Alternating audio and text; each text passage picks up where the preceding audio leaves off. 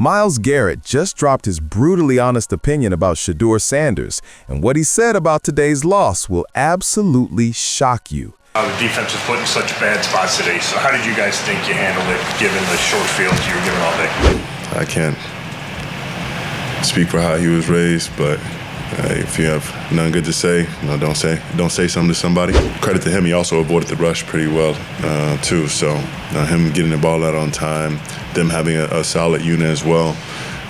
Chipping, those kind of things. He had a lot to say that was demeaning and disparaging towards some of our players, and I was just trying to separate. Whatever happens, we got to put the fire out. So if they end up converting, then we just got to be ready when the time's called. The Cleveland Browns just got absolutely demolished by the San Francisco 49ers in one of the most lopsided performances we've seen this season, and Myles Garrett isn't sugarcoating anything. This wasn't just a loss. This was a statement game that exposed every single crack in Cleveland's foundation, and the franchise's most vocal leader just pulled back the curtain on what's really going wrong in that locker room. Yeah, I'm not going to get into all that, Mary Kay, other than to say we all have to just play better. Let's be brutally honest here. Shedeur Sanders' performance against San Francisco wasn't just underwhelming. The rookie quarterback went 16 for 25 with only 149 yards and a single touchdown. Those are backup quarterback numbers. Myles Garrett and that defense know the truth. This offense left them out to dry. We kind of went over a whole bunch of different scenarios and different schemes we were going to run, and so we were well prepared, and we just got to execute a little bit better. Here's where it gets interesting. Garrett's sitting there taking accountability, talking about execution, but read between the lines. The defense was prepared. They knew what was coming. The 49ers didn't surprise them with some revolutionary scheme or exotic blitzes. San Francisco just lined up and beat Cleveland at the line of scrimmage on both sides of the ball. That's not a preparation problem. That's a talent and execution problem, and a massive chunk of that falls on the offense's inability to sustain drives and keep that defense off the field. This wasn't the Las Vegas Raiders. This was a championship-level organization with championship-level coaching and championship-level execution, and Shedeur looked exactly like what he is, a rookie who's nowhere near ready to lead a competitive NFL offense. Whatever happens, we got to put the fire out. So, if they end up converting, then we just got to be ready when the time's called. And if they don't, then we're up right now. Lock in. Everybody understand what your job is, and let's get the ball back to the offense. Let's get them back in rhythm. There's that word again, rhythm. Garrett's talking about getting the offense back in rhythm, but here's the devastating reality. They never had rhythm. The entire game plan was built around minimizing Sanders' involvement, running safe routes, dumping the ball off to tight ends, and praying the defense could create enough stops to keep them competitive. That's not a recipe for winning football in December. That's survival mode. And the sack numbers? Absolutely brutal. Sanders took multiple sacks that killed promising drives, backed them out of field goal range, and basically handed San Francisco even more field position to work with. There's a sack season, which he had yet to do, and it sucks seeing him go down, and just hurts seeing that look on his face. Now let's talk about the elephant in the room, the Jauan Jennings situation. Something went down on that field after Malik Mustafa got injured, and Garrett was right in the middle of it. The way he handled this response is everything you need to know about his character and his approach to leadership. He didn't escalate. He didn't take the bait. He acknowledged that Jennings was running his mouth, being demeaning and disparaging toward Cleveland players, but Garrett kept his composure. That belongs in the game, but hey, if that works for him and them, then more power to him. But I'm just trying to keep my guys focused on the game and not worried about stuff outside of it, because we're focused on what's on the field. So none of that anything to do with Malik. That's a veteran leader refusing to let some backup receiver drag their team into unnecessary drama when they're already getting blown out. Garrett could have matched that energy. He could have gone full scorched earth on Jennings and given us headlines for days. But he took the high road while still making it crystal clear that what Jennings was doing had no place in professional football. And you know what the really devastating part of all this is? Garrett's been in Cleveland for 9 years. 9 years of rebuild, 9 years of draft picks that didn't pan out, 9 years of coaching changes and front office turnover and broken promises about competing for championships. He's given everything to this organization, and now he's watching another season spiral away while a rookie quarterback struggles to complete passes against playoff teams. The Browns are officially locked into a losing record. The playoffs are basically a mathematical impossibility at this point. And Myles Garrett, one of the best defensive players of his generation, is sitting there talking about not taking any time for granted and winning now because he knows how quickly these opportunities disappear. I understand, though. This goes by quick.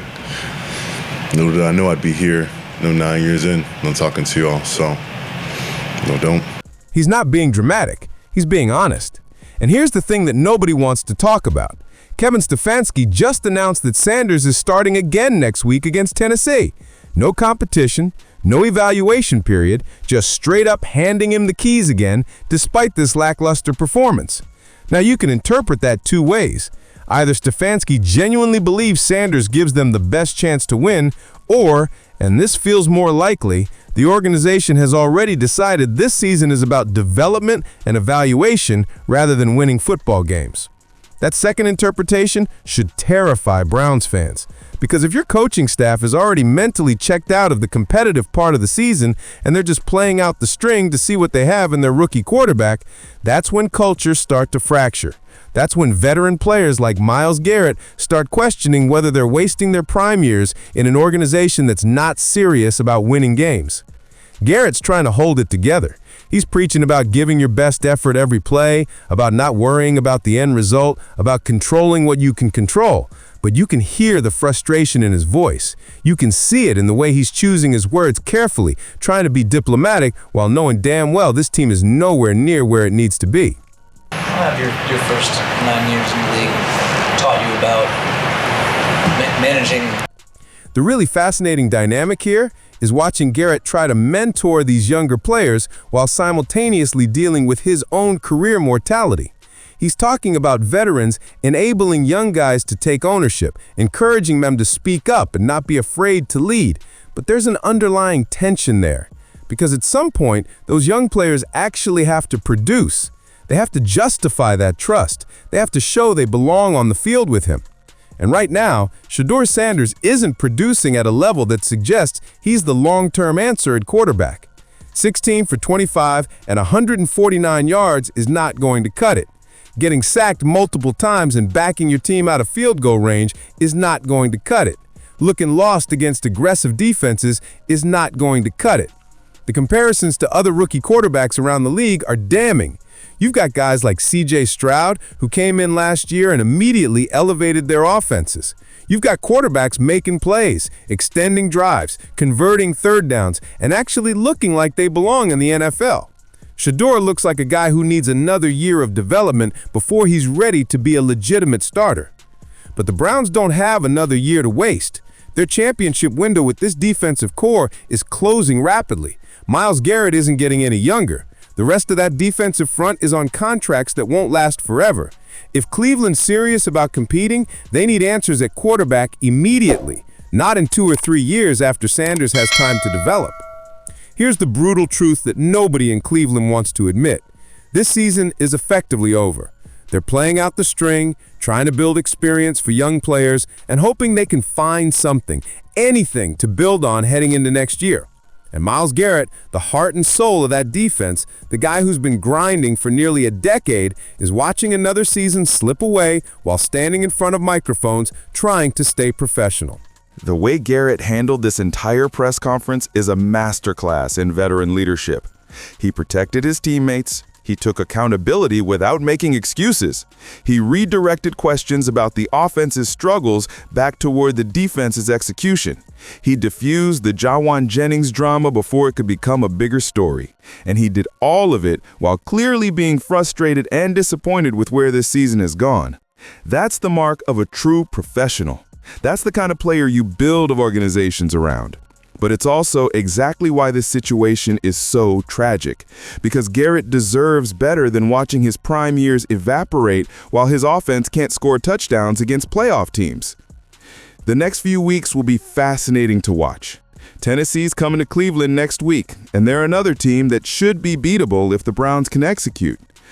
But if Sanders struggles again, if the offense continues to sputter and stall, at what point does Kevin Stefanski have to make a change? At what point does the front office admit that maybe Sanders isn't ready for this level of competition? And more importantly, at what point does Myles Garrett start questioning whether he wants to spend the twilight of his career in Cleveland or whether it's time to explore options with teams that are actually positioned to compete for championships? Those are uncomfortable questions that Browns fans need to start asking themselves, because right now, they're wasting one of the best defensive players of this generation, and there's no clear path forward that suggests things are going to get better anytime soon. The 49ers exposed Cleveland on Sunday. They exposed the offensive line, they exposed the lack of playmakers, they exposed the rookie quarterback, and they exposed just how far this organization still has to go before they can legitimately compete with the elite teams in this league. Myles Garrett knows it, the fans know it, and somewhere deep down, even Kevin Stefanski knows it. The question is whether anyone's willing to admit it publicly and actually make the changes necessary to fix this mess before it's too late. Because time waits for no man, and Myles Garrett's time is running out.